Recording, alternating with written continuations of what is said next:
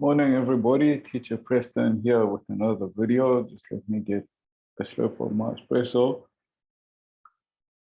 Before we get into it, hope everybody's had a good weekend. So I've been sort of thinking about things early this morning. I was sort of thinking about sort of how we learn and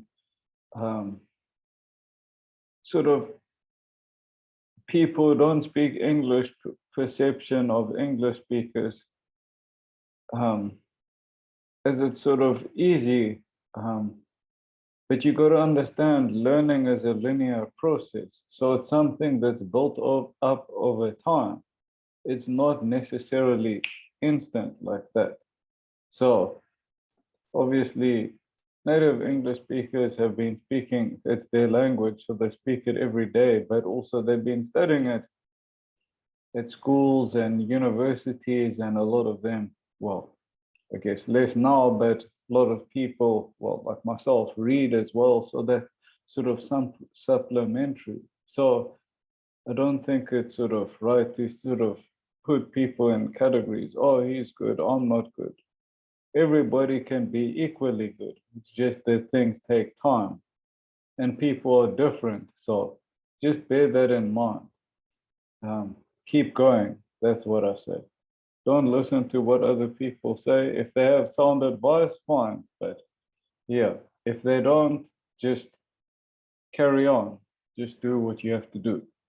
Okay, so let's get into it. So today we're going to go over an excerpt from Harry Potter and the Philosopher's Stone. So that's the first book in the series. So let's get into it. I just want to share my screen. So let's see where we are. Is it this one? Yes, it's this one. Okay, let's go. So little tyke, Mr. Dursley, chortled Mr. Dursley as he left the house. He got into his car and backed out of number 4's drive. It was on the corner of the street that he noticed the first sign of something peculiar, a cat reading a map. For a second, Mr. Dursley didn't realize that what he'd seen. Then he jerked his head around to look again. There was a tabby cat standing on the corner of Privet Drive, but there wasn't a map in sight. What could he have been thinking? It must have been a trick of the light. Mr. Dursley blinked and stared at the cat. It stared back. As Mr. Dursley drove round the corner and up the road, he watched the cat in his mirror. It was now reading the sign that said Privet Drive. No looking at the sign. Cats couldn't read maps or signs. Mr. Dursley gave himself a little shake and put the cat out of his mind. As he drove toward town, he thought of nothing except a large order of drills he was hoping to get that day. But on the edge of town, drills were driven out of his mind by something else. As he sat in the usual morning traffic jam, he couldn't help noticing that there seemed to be a lot of strangely dressed people about, people in clothes.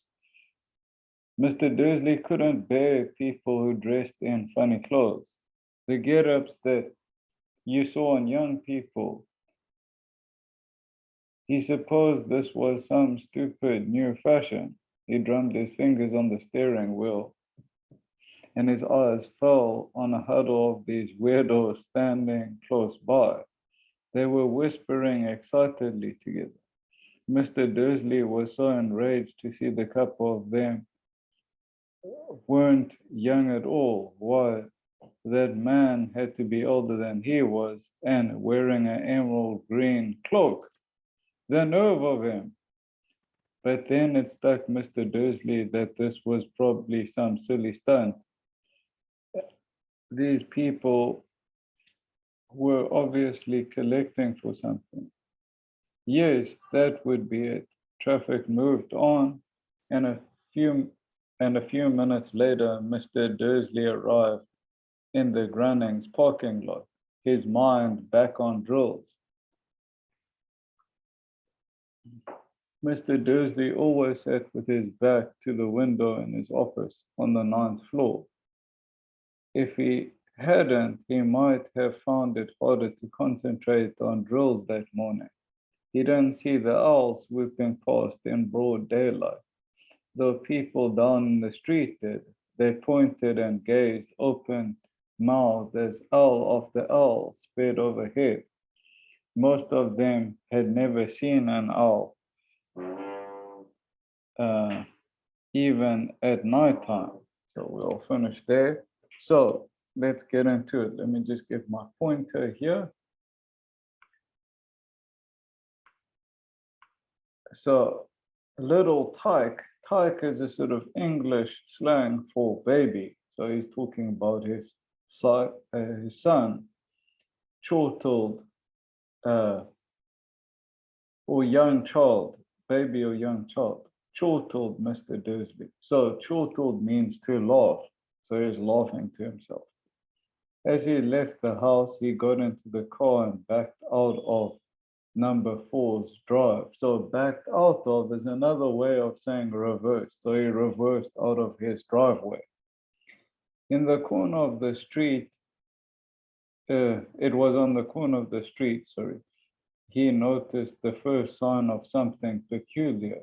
So on the corner of the street, he saw something strange. So peculiar is another word for strange. A cat reading a map.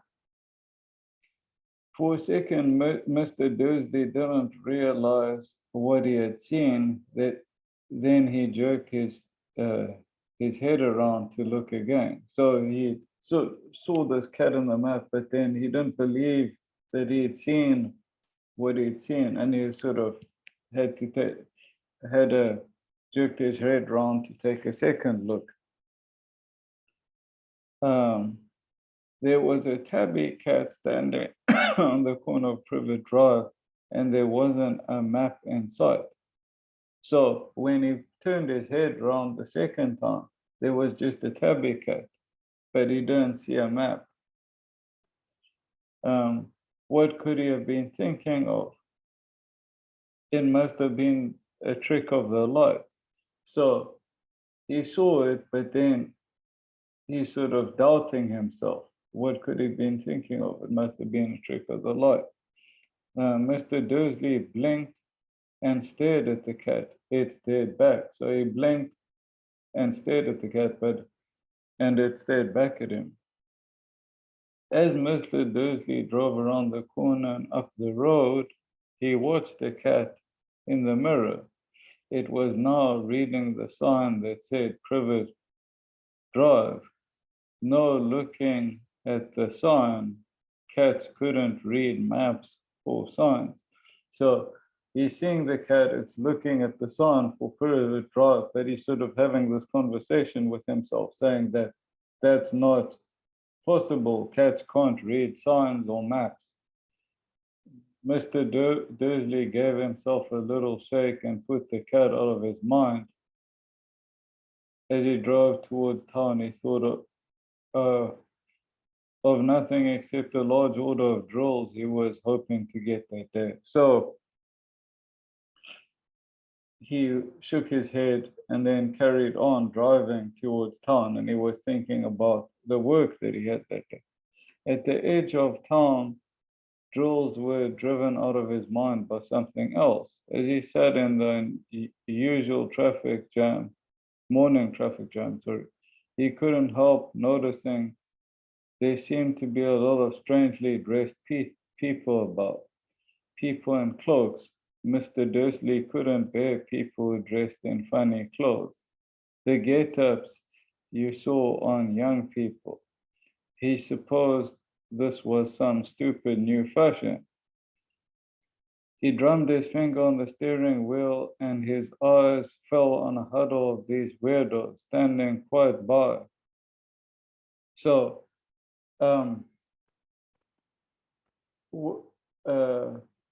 thoughts of drills were driven out of his mind means that he saw all this strange activity, people dressed in strange clothes, and those thoughts disappeared because he's driving and he's thinking, what's up with these people in strange clothes? So the get-ups is a slang word for clothes.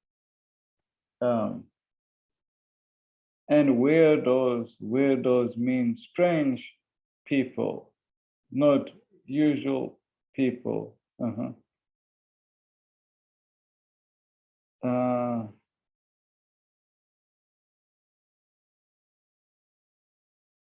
They were whispering excitedly together. Mr. Dursley was enraged to see that a couple of them weren't young at all, while there was a man had to be older than he was and wearing an emerald green cloak.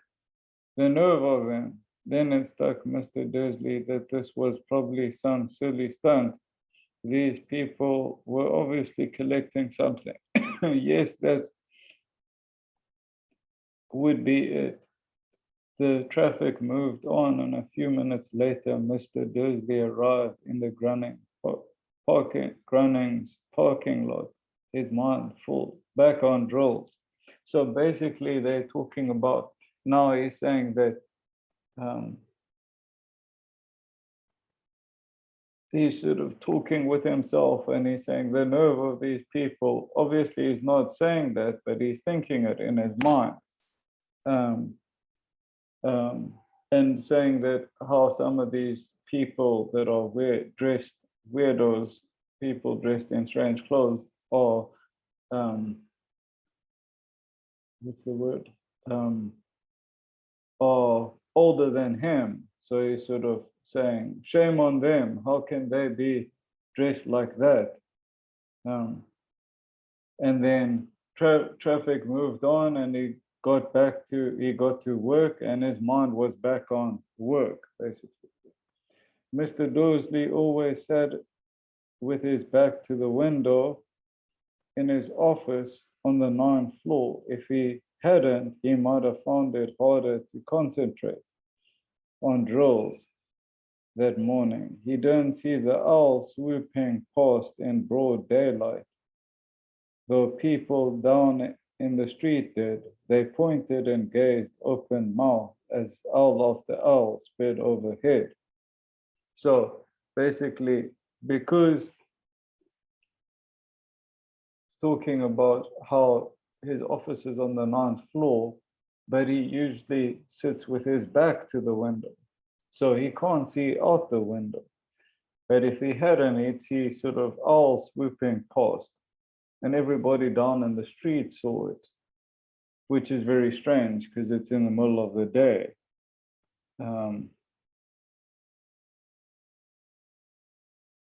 So Mr. Dursley, however, had a perfectly normal owl-free morning. So owl-free, we can see that he's talking about that he didn't see anything. He just carried on with his work. But the other thing that we let me get some more espresso here. The bigger thing, the more important thing that we get from all these comments, is that Mr. Dursley as a character is very normal.